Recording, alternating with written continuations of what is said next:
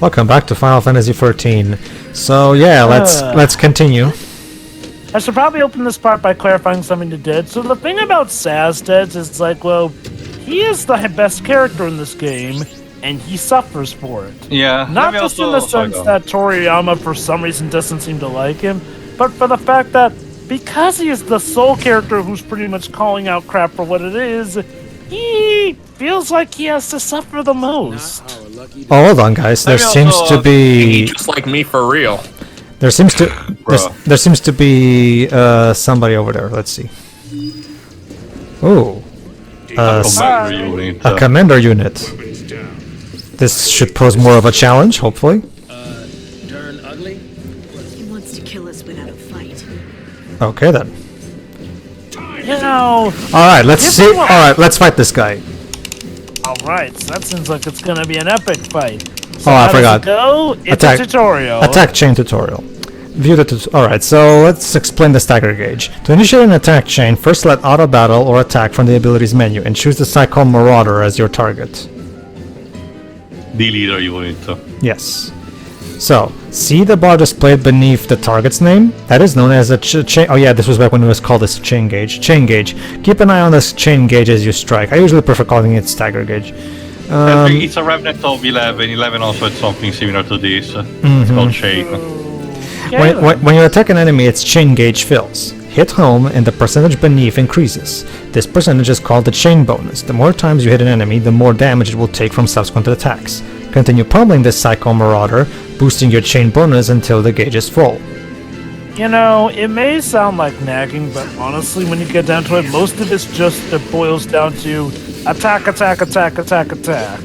Alright, let's do that then.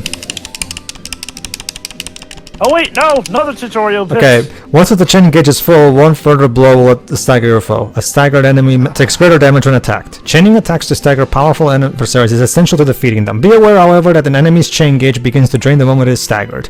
Let's just say Final Fantasy VII Remake did this concept better, and we can just move on. Yeah, basically, folks, you know the stagger system from Final Fantasy VII Remake? That technically started here, and it was terrible here. All right, let's see if I can beat this guy with not mashing A. So here's the thing: essentially, most enemies will become huge damage sponges. So how do you take them down in ready amount of time? Often, that's where the stagger gauge comes into mind here. Now, granted, in the 7 Remake, the stagger gauge has some nuance to it, in that you do need a special attack or something to get enemies staggered more. In this game, however, Pedro, what is your wonderful technique to staggering enemies, if I may ask? Attacking enemies. There you go. Yeah, like, I wonder... Man, I'm good at this game. Cutscene. Oh, hold on, Joe, but cutscene. This cutscene is important. Alright. Yeah. Check this out, guys. What's your angle?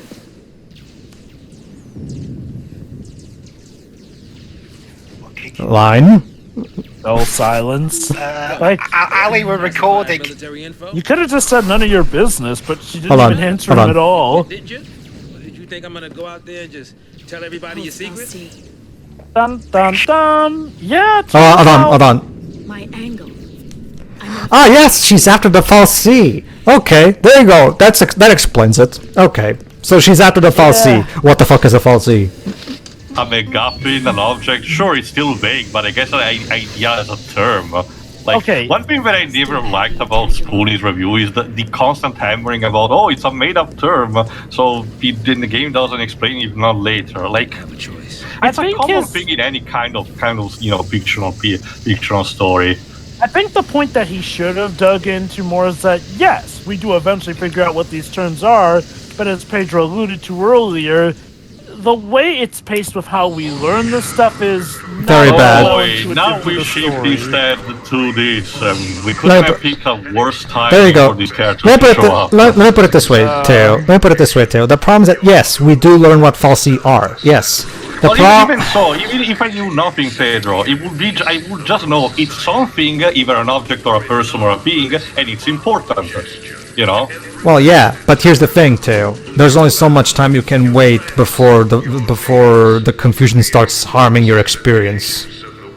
Okay, so here's essentially the thing. You may be wondering, why was there a bomb waiting for that train that Lightning and Saz were on here? That apparently ties into This group here. Hi, Troy Baker. Yeah, believe it or not, this is the game that got Troy Baker on the map as a big Not really. Well, Persona technically was. But it was released around the same time, though, so there's that. I know he got his start from. You can tell, though, that this was the game also that Jova is partially correct still, because this is the game that had Troy Baker start appearing more of a AAA panorama, which eventually would lead to him shoving his head up his ass. Yeah, let's just say Troy Baker used to be someone a lot of people looked up to. Nowadays, not so much. I will tell this, however, just for the sake of the game, I will talk about, in the confinement of this. He actually, for the purpose of the various to-do game, he sounds perfectly fine for the role. Snow is not exactly one of my favorite characters of this game, but for the purpose of this, Troy does the job perfectly fine, so I can tell that. Honestly, if there's one thing that's not a problem in this game, it is the acting. The best thing is, considering the bad script they are given, the actors do the best they can.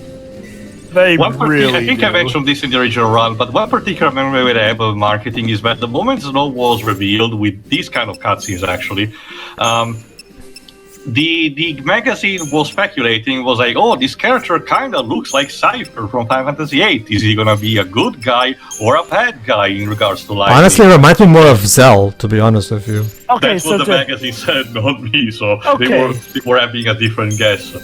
Okay, so Dej, you wanna get some really bad storytelling here? You're gonna probably want to be wondering, how can Snow do all the things he does? And that get explained exclusively in the data log, and even more so, some details in a Japanese exclusive novel. Basically, the Dej. This guy fights machines, big tanks, monsters, all with his bare hands. Now you probably think, well, so did Sabin and Zell. True.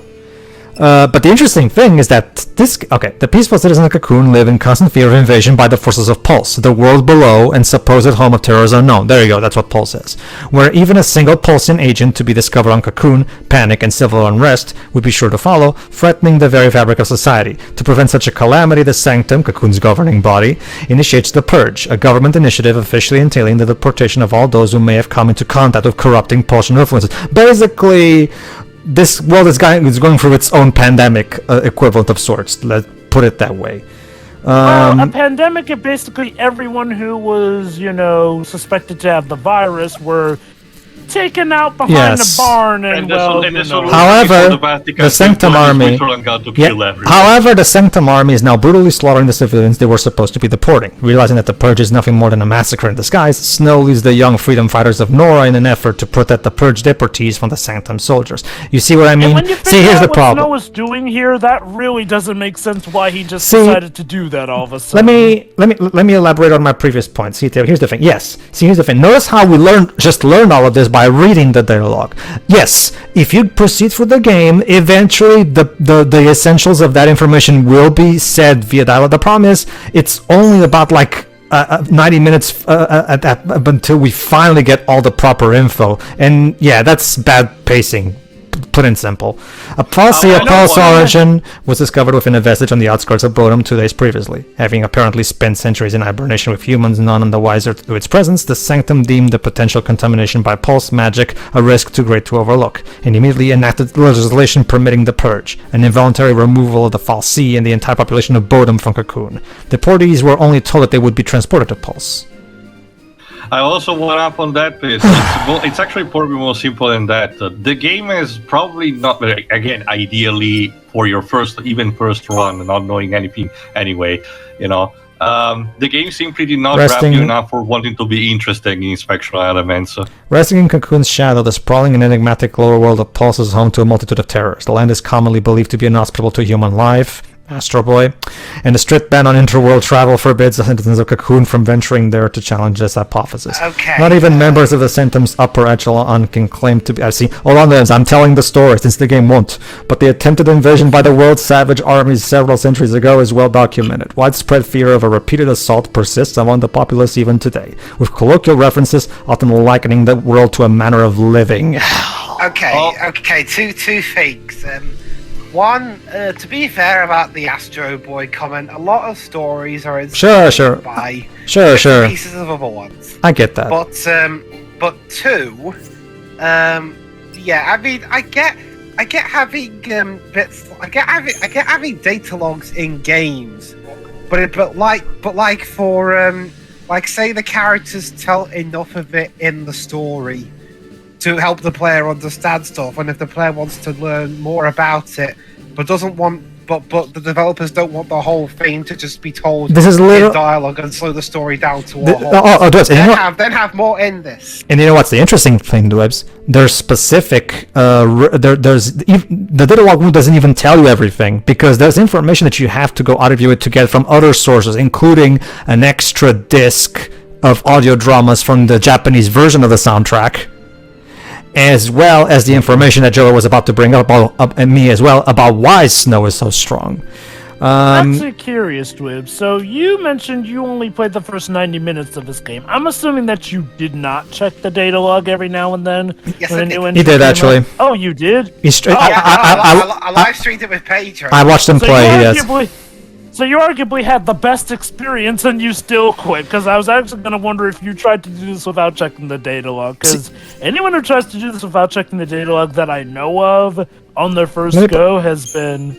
Well, Hold on, this is important. The Sanctum. Cocoon's central government, the Sanctum, holds supreme executive, legislative, and judicial power. It also maintains directive authority over the military. Despite the fact that Cocoon was built by the Fal'Cie and not by humans, Fal'Cie opt to participate only superficially in governmental affairs, leaving Cocoon's administration entirely at the discretion of the human Sanctum and its primarch, Galaf Disley, or as Theo calls him, the Super Pope. The Super Pope. That was his nickname during development, actually, from the fans. Actually continue, Dave. I forgot what I wanted to ask. Again, like I said before, if the game, or any game that chooses to have something like this, tells enough about the world so that the players can get behind it, but keep the stuff that would bring the game to a halt if they explained every single minute detail in a data log, that would be fine. Because the player might want to learn more about it, but the developers won't want to have to explain every single detail in the cutscenes. Otherwise, the game would come to a halt. Sure. And it will get bogged down in exposition.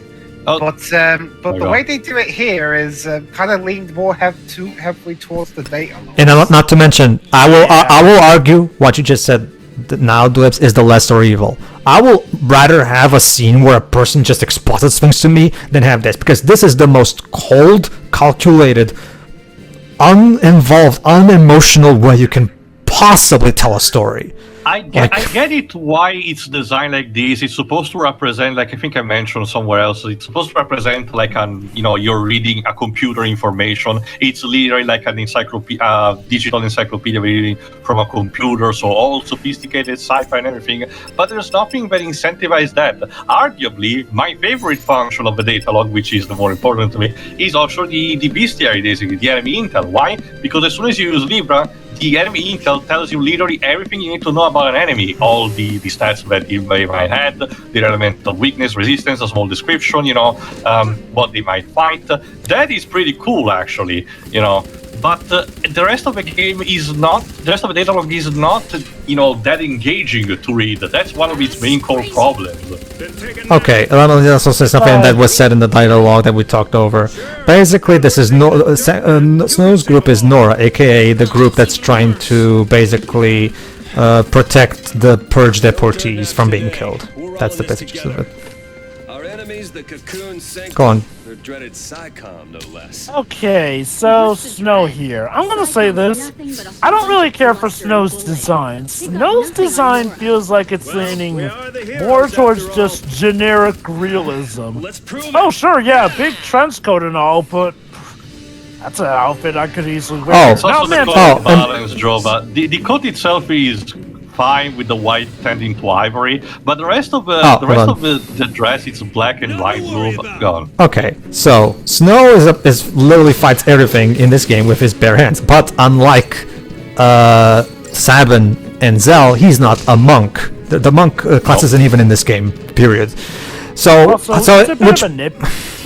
begs the question: how is he able to? Now you're probably wondering, oh come on, Pedro, it's a JRPG, just roll with it. Normally I would, guys, but that's the thing. There's actually an explanation for why he's capable of fighting all these things with his bare hands. He actually has a super-powered trench coat.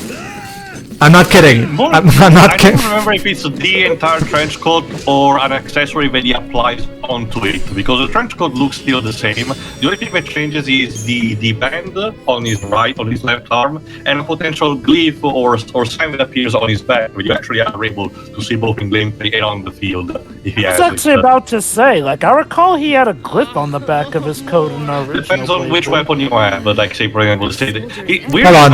all these weapon names resemble. Oh. Yo, boss. What's the plan? Oh god, here we go. Guns blazing? Yes, our running joke. That's not a plan. Wait. He's about to say the line. Need plans. That's incredibly debatable. And there you go, Dwibs. This is where we got the charging guns blazing joke that we've been using for years at this point. To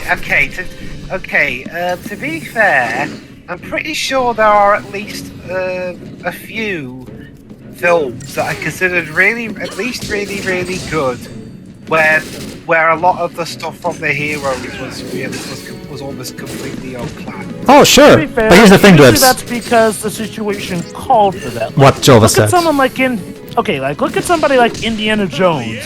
He practically has made an identity of doing stuff on the fly, but that's because he is literally just one man. Snow is in charge of a giant operation who could maybe just bother to plan to step out, especially considering the fact that there's a lot of people's lives at stakes here with that. Not to mention, that's exactly what Jova said. Like, yes, here's the thing, Dwibs. Yes, not to mention he has a lot of people to protect in terms of saving lives. Not to mention, like Jova said, it was more out of necessity rather than anything else. These guys don't have a plan, and they're proud of it. That's a whole different situation. Remind me, Pedro, was it ever explained, like, in or out of this story about why they have this brash attitude? I know it was explained somewhere, but that may have been in a Japanese exclusive novel. That's the thing, Jova. Material is exclusive when it comes to the 13 franchise. That comes from the spotty localization, but I will go into it that requires a dedicated section, Jova. Let me also mention. Godot is voiced by Zach Hanks. Alright, battle. And LeBro by Andy McCarthy. Okay, if I may, it's a bit of a nitpick, but is it just me or do some of the poses in this game feel a little too extra? Oh, don't get me wrong, I get a different characterization and whatnot, but what the hell is Godot doing crouching like that? It doesn't make any sense whatsoever. 5 stars! Man, I'm good at this game, aren't I? Okay, Miko. I guess I can get LeBro's one, as silly as it looks, because I'm toting a gun and looking cool. But Cutscene. Godot's is literally just something that's gonna hurt the back. Oh, these. Oh, it's you. It's you. Despite everything, it's still you. What, also, the tribesfolk? Wait, the tribesfolk from Pan? No. You wish to. That robe that you see is the one applied to the victims of the Purge. Why? I guess it's to identify them. No one's moving to Pulse also, parallels to the Holocaust, Jova. It's easy as that. Okay, I want you guys to pay attention, especially you, Dwibs and Deji. I want you guys to pay attention to this scene. Notice how all these people are volunteering. Notice how they're not being told by Snow to join the fight. They're volunteering. Keep that in mind. Okay then. Volunteers front and center. Yeah, specifically volunteers. It doesn't say everyone. Exactly. So, keep that in mind for later. I don't know why, but something about Snow's bandana just looks dumb the way he wears it. I mean, Snow himself is kind of an idiot, but just the way he wears it looks stupid. Looks like we have another volunteer. A mom. Don't worry. I don't know how to feel about this. I wonder what's going to happen to her. Just go ahead and leave. Yeah, Mom, just go ahead and leave your kid alone. Like, sure, maybe she has her reasons and whatnot, but... Oh, no, she has a line. I think now. Yeah. Wait for it. Moms are tough. Oh, so you happen to be a mom. Thanks for letting me know that. Cooler in the head of a writer. Definitely. Are you sure this game came out in 2010? In the West at least? Because this dialogue seems like it's from the Matrix. Okay. Drips, get comfortable and get used to it. Okay. Okay, I honestly do have to dissect. Oh, you. Hold on, don't lie, Teo. We'll get to it. Let's not with her right now, but let's focus on the mom whose line was this. Moms are tough. Oh, right, yeah, we're actually getting narration from... And that's because our narrator, instead of being, lightning, which would be more logical, is this girl that just and when we get to the end of the game, I should probably mention that this game also has a bit of trouble deciding who its main character is, but we'll get to that later. When we get to the end of the game, by the way, you'll realize that Vanille being the narrator makes no sense, but we'll get to it. What you just said doesn't really have a problem in itself, because it has been a thing pretty much since 6 when you get down to it in a lot of Final Fantasy games, so I don't really have a problem with that. Okay. Let me put it this. It's especially a problem with this game because everyone was led to believe, it would obviously be Lightning. Like, she was front and center with all the marketing. Hell, in some cases, she is literally on the cover of the game, essentially. Yeah. Well, the game is kind of confused with who it wants to be the main character. But can we talk about the whole moms are tough line thing? Why did she say that to Snow? Snow doesn't even know she's a mother beforehand. Doesn't even introduce him to her. That's a good point. That's a good point, actually. That's a good point. If anything, it's just to establish, hi, I'm a mom who totally won't die as I leave my son behind, essentially. Alright, okay, I suppose, if this game isn't entirely focusing on Lightning, is it at least a good ensemble story? No. You'll be able to judge by the end. We can just easily guess what. Alright, I want to mention one thing. By the way, because this particular bit is a bit more redundant. Okay, I want to put the whole data log thing to rest because I don't want to spend the entirety of this playthrough complaining about the data log. I want to put this dialogue to rest with one final thing that I want to cover. So here's the idea. See, here's the thing. You also have to understand, everybody. Yeah, and I know because there's also people on YouTube who made videos explain. Here's where this thing is told in the game thing. Here's the thing. Yes, that is true. I am not denying that. Here's my problem though. The game, from the very beginning when you start, immediately presents you a tutorial for the data log, explaining, here's the data log, consult it so you can see information. And since the game takes its sweet-ass time before it actually starts explaining things in the cutscenes, the player starts to think, okay, so I guess I have to read this data log to know what the fuck. And since the data log does indeed clarify things way before the cutscenes do, the player gets into this methodology of okay, I guess, and he starts getting used to the data log, and the data log basically becomes his modus operandi. The game practically tells you to use the data log to look for information. So can you really blame people for doing it? I mean, anyway, PSICOM. The Sanctum military is composed of two main branches. The Guardian Corps, responsible for maintaining security in various jurisdictions for Cocoon, and PSICOM, Public Security and Intelligence Command. PSICOM and its more factions to keep track of. I'm gonna lose my voice when reading. Unit is charged with protecting Cocoon from Purge and incursion. In contrast to the lightly armed Guardian Corps, PSICOM employs an array of advanced heavy weaponry and cruiser-class airships. The PSICOM bears responsibility for any and all threats of Pulse origin. It was PSICOM who conducted the. It's like if I'm playing a game with one hand. While you're doing. It's like I'm playing a game with one hand while using my phone on Wikipedia with the other. Like. Now, Pedro, imagine reading all this while you're also doing the drinking game, too. Well, they haven't said a line once so far, so... I know, but also, when it comes... We're almost at the end of the part, but just as more trivia, and just to ask, because to Jova, Pedro, Dwips and Cheer to an extent, because they all know better about me, can you tell me who the character of Ashley A is from Recess? Oh, that's she's the leader of the Ashley. Yeah, the leader of the Ashleys. A group of fourth grade girly snobs. She's voiced by LeBron's voice actress Annie McAfee, but that's a big trivia. Annie McCaffrey is also the voice actress of the little girl protagonist of the Tom and Jerry movie from 1992. So she grew up to be LeBro. Interesting. Fair enough. I will mention more about other voice actors later on with Marco Importo, including, Lightning and Saz's. So yeah, the next part is where I start getting genuinely angry at this game, because, like I said, everybody, I want to emphasize this just one more thing before we end this part, everybody. Keep in mind, Snow didn't force anybody to participate in the fight. Yeah. They volunteered. And in fact, when Hope's mom came in to volunteer, he even asked her, "Are you sure?" Keep that in mind for the next part, everybody. For the rest of the game, in fact. Keep that in mind. So let's see ya. Yeah.